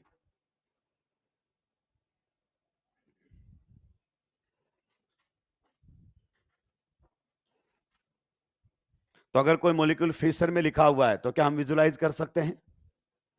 फिशर हमेशा ही कौन सी कंफर्मेशन को बताता है? एक्लिप्स्ड। हमेशा अगर फिशर है तो बाय डिफॉल्ट मानकर चलो कंफर्मेशन कौन सा है? Eclipsed. Can we move to the next slide? पक्का? चलिए आगे बढ़ सकता हूं। देखो जो पीछे लिखा था वो आपको क्लियर हो जाएगा। Horizontal towards the observer, vertical away from the observer. तो कई बार हम बताते नहीं, बच्चा याद करता रहता है, याद नहीं किया जा सकता इसको। सुलटा दिया है। चलिए next, one of the most important topic आप लोगों के सामने आएगा। एनसीईआरटी ने नाम लिखा है, डेफिनेशन भी लिखा है और जेईई मेंस में उस पर बेहतरीन क्वेश्चन भी आया है, and that is dihedral angle. आपने नाम जरूर सुना होगा। तो नेक्स्ट जो हमारा टॉपिक रहने वाला है वो रहेगा डाइहेड्रल एंगल।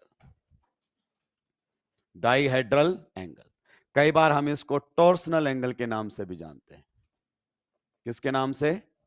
टॉर्सनल एंगल के नाम से भी जानते हैं। आपके लेवल पर कोई फर्क नहीं है। कई बार हम इसको एंगल ऑफ रोटेशन भी बोल देते हैं। Angle of rotation, angle of rotation. और इसको किससे लिखते हैं हम नॉर्मली? थीटा से। किससे लिखते हैं? थीटा से। तो डाइहेड्रल एंगल बोल दो, टॉर्सनल एंगल बोल दो, या फिर एंगल ऑफ रोटेशन बोल दो। ठीक है, आइए मैं कुछ पैरामीटर्स आपको समझाता हूं। क्या समझाता हूं? कुछ पैरामीटर्स। मान लीजिए मुझे बॉन्ड लेंथ डिफाइन करना है। क्या डिफाइन करना है? Bond length. Clear? Bond length को डिफाइन करने के लिए बताओ मिनिमम मुझे कितने एटम चाहिए? मिनिमम मुझे कितने एटम चाहिए? दो। जैसे मान लो मैं Cl2 की बात करना चाहूं तो Cl और ये हमारे सामने कौन है? Cl। तो इंटर न्यूक्लियर डिस्टेंस जो है उसे हम क्या कहते हैं? Bond length. क्लियर? यानी कि दो बॉन्ड्स के बीच में जो बना हुआ बॉन्ड है उसकी क्या रहने वाली है? लेंथ। तो दो एटम आपको चाहिए ही चाहिए। जैसे कम से कम मान लो ए और बी, अकेला एटम अगर है तो बॉन्ड लेंथ कभी भी डिफाइंड नहीं है। तो दो एटम इसको डिफाइन करने के लिए चाहिए। दूसरा आपके सामने आता है बॉन्ड एंगल। क्या आता है? Bond angle. क्लियर? हालांकि ये सब बातें आपको पता होनी चाहिए। आपको पता है बॉन्ड एंगल को डिफाइन करने के लिए मिनिमम कितने एटम्स चाहिए? बॉन्ड एंगल को डिफाइन करने के लिए मिनिमम कितने एटम्स चाहिए? थोड़ा सा दिमाग पे जोर डालो। Angle between the bonds. And those bonds must be formed at the same atom. जैसे मान लीजिए अगर अपन बात करना चाहें, ये हमारे सामने एक्स और ए के बीच में बॉन्ड है और ये एक्स और बी के बीच में बॉन्ड है, तो अगर मैं बॉन्ड एंगल जानना चाहूं तो इसको आप ऐसे बोलोगे, B x a bond angle. Clear? यानी कि इन दोनों बॉन्ड्स के बीच में क्या एंगल है, तो ये जो आपका एंगल रहने वाला है, दिस इज बॉन्ड। तो इसको डिफाइन करने के लिए मिनिमम कितने एटम्स चाहिए? मिनिमम आपको 3 एटम्स की रिक्वायरमेंट होती है। और bond angle, angle between the bonds हैं जो कि सेम एटम पर ही बना हुआ है। जैसे अगर मैं आपको समझाना चाहूं, आपसे पूछा जाए H2O में बॉन्ड एंगल कितना है, तो आप बताओ H2O यही होता है कि नहीं होता है? तो आप देखो, एक oxygen hydrogen and oxygen hydrogen bond के बीच के एंगल की बात कर रहा है, और ये दोनों बॉन्ड ऑक्सीजन पर बने हुए। आगे बात समझ में? जैसे आपसे कई बार बोल देता है कि भाई मीथेन के अंदर बॉन्ड एंगल बताओ, तो बाय डिफॉल्ट जितने भी बॉन्ड्स बने हैं वो सारे किस पर बने हैं? कार्बन पर। तो इसका मतलब है कि इन दोनों बॉन्ड्स के बीच में एंगल की बात कर सकता है। इसका मतलब है इन दोनों बॉन्ड्स के बीच में एंगल की बात कर सकता है। इसका मतलब है कि इन दोनों बॉन्ड्स के बीच में एंगल की बात कर सकता है। लेकिन खास बात यह है कि जो भी बॉन्ड आप ले रहे हो वो कार्बन पर ही बने। तो जो बॉन्ड होता है बॉन्ड एंगल में, वो एक एटम पर बना होना चाहिए, अलग अलग एटम पर नहीं होना चाहिए। तो बॉन्ड लेंथ वर्ड आपको क्लियर है? It is the internuclear distance. इसको डिफाइन करने के लिए minimum 2 atom. Bond angle clear है आपको? Angle between the two bonds which are attach to the same atom, एक ही एटम पर बना होना चाहिए। ठीक है? नेक्स्ट आता है डाइहेड्रल एंगल। डाइहेड्रल एंगल को थोड़ा सा समझने के लिए, अगर आपने ये नहीं समझा तो चीजें क्लियर नहीं होंगी। पहले पॉइंट्स आप लिख दीजिए, क्योंकि सारे डिटेल में आपको आईओसी में बताए जाएंगे, और इतना आईओसी आप पढ़ चुके हैं। ऐसा मत बोलना कि नहीं सर, हम +1 +2 बिल्कुल भी साइंस से नहीं पढ़े हैं, हम कॉमर्स में थे। फिर हमने एक मोटिवेशनल वीडियो देखी और हम दौड़े दौड़े चले आए यहां पर कि हम भी डॉक्टर बनेंगे।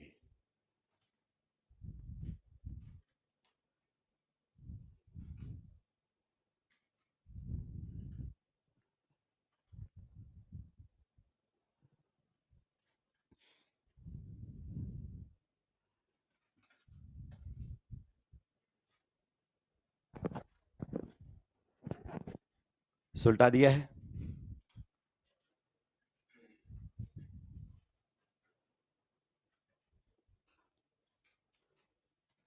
अब सुलटा है क्या?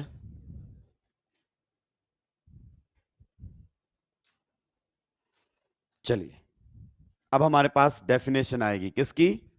डाइहेड्रल एंगल की। जो जे मेंस ने क्वेश्चन पूछा था ना दोस्त, पता है वो किस पर बेस्ड था? That was entirely based on definition. That was entirely based on definition. आप समझो अभी तक हमारा टॉपिक शुरू नहीं हुआ है, क्योंकि सीधा टॉपिक सुलटा देंगे तो टॉपिक में बस पीवाईक्यू बनेंगे, क्वेश्चन घुमा तो नहीं बनेगा। लेकिन डाइहेड्रल एंगल के सामने definition, it is the angle between two different planes. It is the angle between two different planes. Underline the word planes. ये bonds के बीच का एंगल नहीं है, ये planes के बीच का एंगल है। It is the angle between two different planes. It is the angle between two different planes containing ऐसे लिखना है, containing x, cc and CCY bonds। समझाऊंगा थोड़ी देर में, आपको समझ में आएगा। It is the angle between two different planes containing X CC and CCY bonds. जिन प्लेन्स में ये बॉन्ड्स आ रहे हैं, उन प्लेन्स के बीच का जो एंगल है उसे हम क्या कहते हैं? Dihedral angle. और इसको डिफाइन करने के लिए मिनिमम कितने एटम चाहिए? 4। 3 में डिफाइंड ही नहीं है, मिनिमम 4 एटम चाहिए। आपने बहुत बार पढ़ा होगा, कन्फर्मेशनल आइसोमेरिज्म शो करने के लिए लगातार 3 सिग्मा बॉन्ड, यहीं से आता है जुगाड़। आइए बात करते हैं डाइहेड्रल एंगल की। सभी के पेन डाउन होने चाहिए। थोड़ा सा इसको समझने की कोशिश करते हैं। इतनी अच्छी मेरी ड्राइंग है नहीं, कोई शेप ऐसी बनी हुई है क्या इसके अंदर ऑलरेडी? चलिए, कोई बात नहीं, हम ट्राई करते हैं। पहले मुझे बनाने देना, ठीक है? अच्छी बनेगी तभी तो तुम बनाओगे, अगर अच्छी नहीं बनी तो उसका कोई मतलब नहीं है।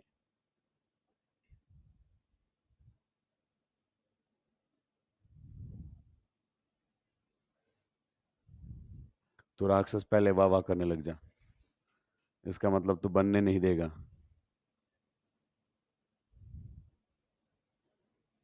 अभी तो आधी जनता ये देख रही, तू बनाना क्या चाह रहा है ये तो बता। बुक बनाना चाह रहा हूं मैं।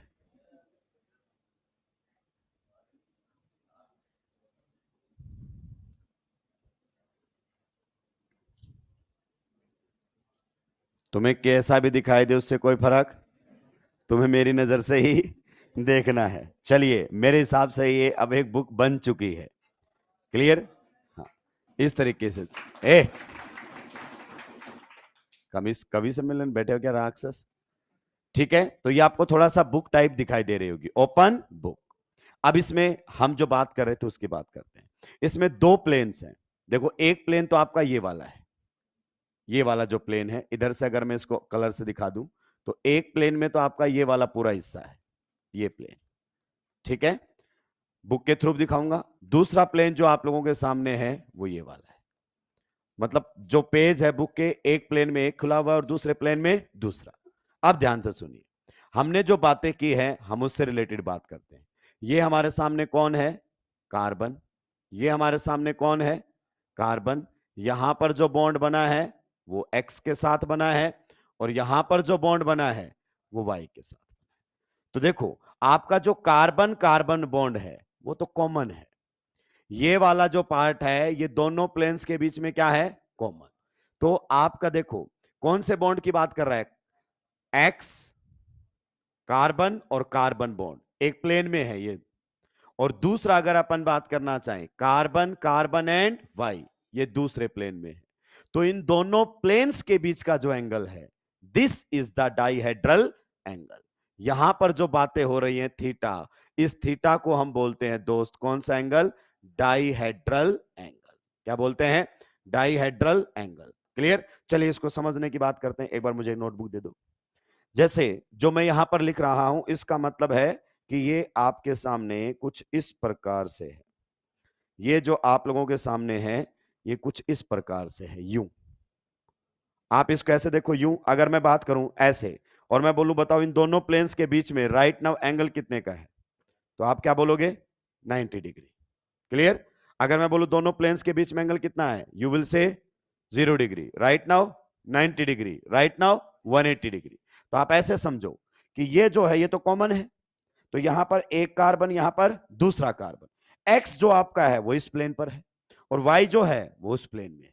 तो आप देखो, ये दो डिफरेंट प्लेन्स के बीच का एंगल है, जिनमें एक प्लेन में तो बॉन्ड आ रहे हैं एक्स सी सी और दूसरे प्लेन में बॉन्ड आ रहा है सी सी वाई। तो ये दोनों प्लेन्स के बीच का जो एंगल है, this angle is known as dihedral angle. या फिर आप ये भी कह सकते हो ये बॉन्ड्स के बीच का एंगल है, पर ये दोनों बॉन्ड एक ही एटम पर नहीं है। गौर से देखो, ये वाला बॉन्ड किस पर है? अगर इसको कार्बन नंबर 1 और इसको कार्बन नंबर 2 दे दूं तो सी एक्स बॉन्ड कार्बन नंबर 1 पर है, और ये सी वाई बॉन्ड कार्बन नंबर, अलग अलग बॉन्ड्स के बीच पर जो है उनके बीच का एंगल है। पर वो बॉन्ड्स आपके जिन एटम्स पर बने हैं वो एटम कैसे हैं? एडजेसेंट। क्लियर? तो पहले आप इतना लिखिए, फिर धीरे धीरे आपको और क्लियरिटी लाऊंगा। ये मैंने आपको क्यों बताया? क्योंकि कई बार डेफिनेशन में छील के चला जाता है statement, which of the following statement is correct और इनकरेक्ट। तो हम तिगड़मबाजी से पढ़ते हैं, डेफिनेशन ही नहीं आती हमको, और हम क्या मिलते हैं? साफ। हमारा कुछ नहीं बिगड़ता, हम अगली बार पढ़ा देते हैं। जो रिपीटर होता है उसी मास्टर से पढ़ रहा होता है, उसको पता है पिछली बार तो नहीं थे इसके नोट्स में बातें, इस बार आ गई हैं। पर मैक्सिमम ये होता है जिसका सिलेक्शन नहीं होता वो मास्टर बदलता है पहले ही, दूसरे मास्टर के पास जाता है और उसको लगता है शायद इसने तो ये पढ़ाया ही होगा पिछले साल।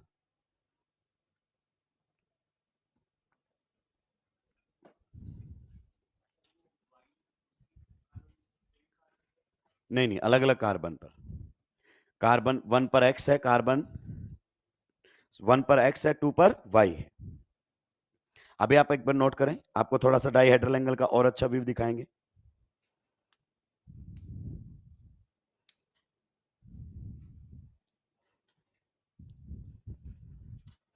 सुलटा दिया है। So definitely it is the angle between the planes, plane के बीच का एंगल है ये। और इसको डिफाइन करने के लिए मिनिमम कितने एटम्स चाहिए? मिनिमम एटम्स 4, मिनिमम बॉन्ड चाहिए 3, तो 3 बॉन्ड तो मिनिमम चाहिए ही चाहिए। एटम कितने चाहिए? 4। आइए डाइहेड्रल एंगल को थोड़ा सा समझने की कोशिश करते हैं दोस्तों। ध्यान से देखिए, ये कुछ इस प्रकार से है। यहां पर मैं बात करना चाहूं तो यूं है ये मामला, देखो ये ऐसे है जो मैं आपको बता रहा।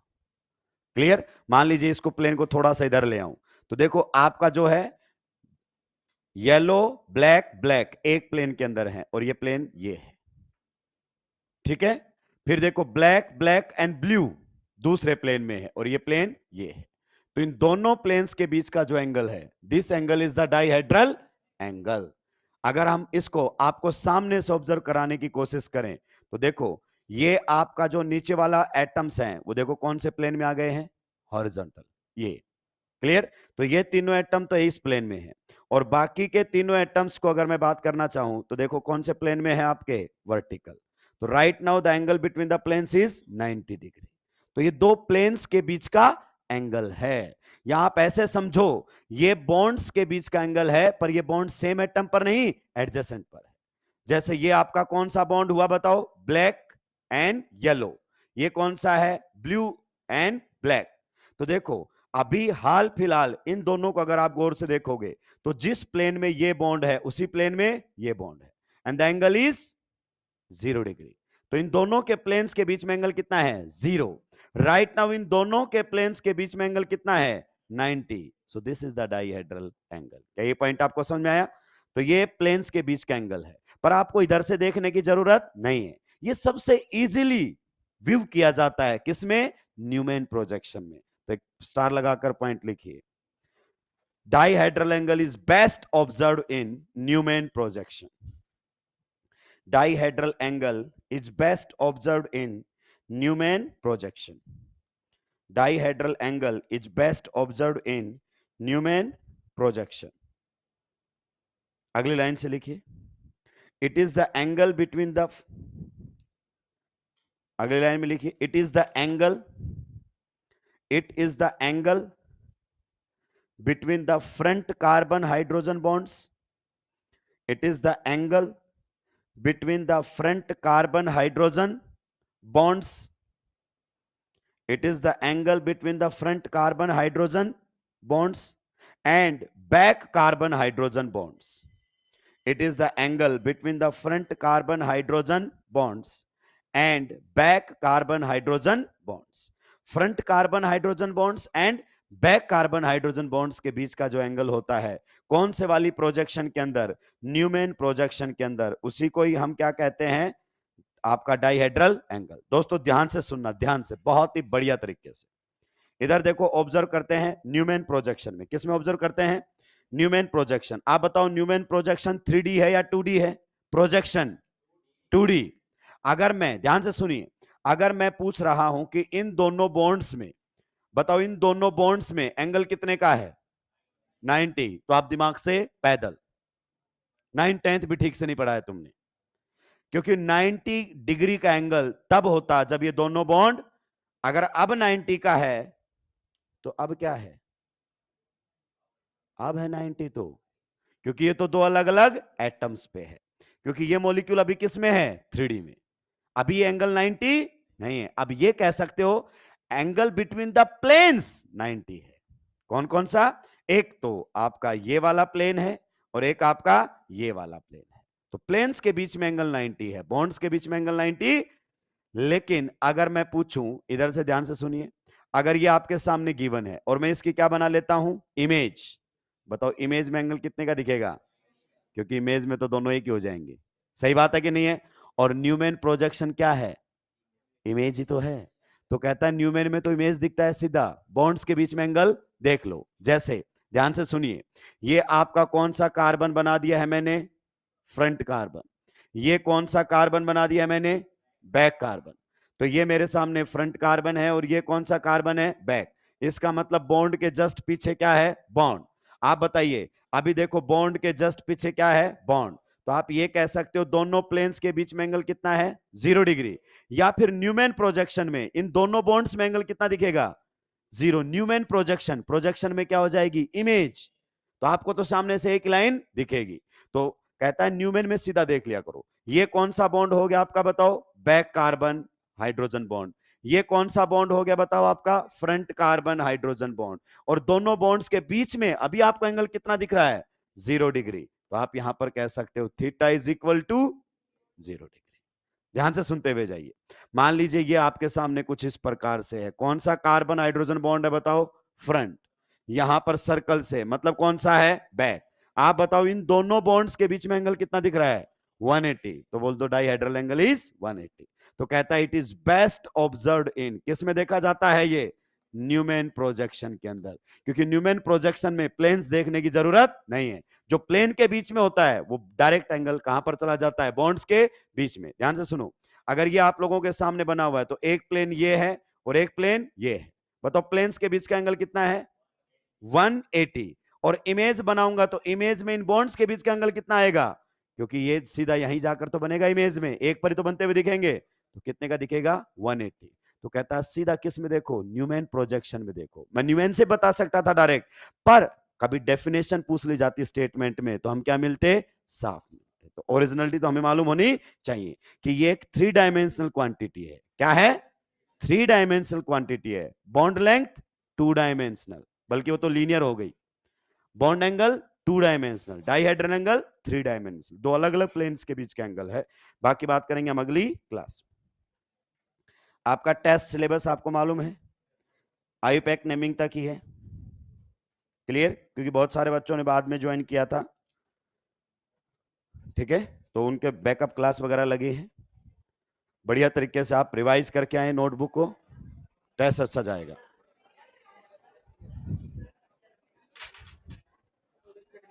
नहीं नहीं